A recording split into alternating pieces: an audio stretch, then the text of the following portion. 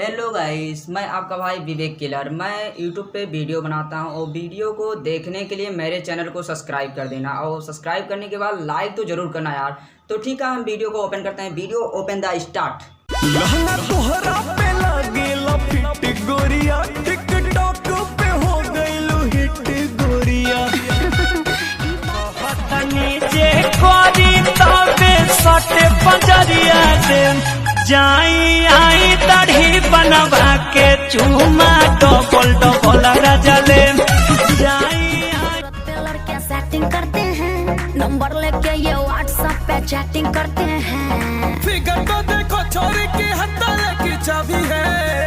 चल जा जा तू हंस के हमें जीवन का हर पल, कोई ना जाने यहाँ क्या हो जाए कल।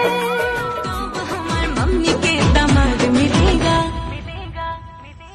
जवन चाहा करू हमारा से जान, बियाह के बाद मिलेगा।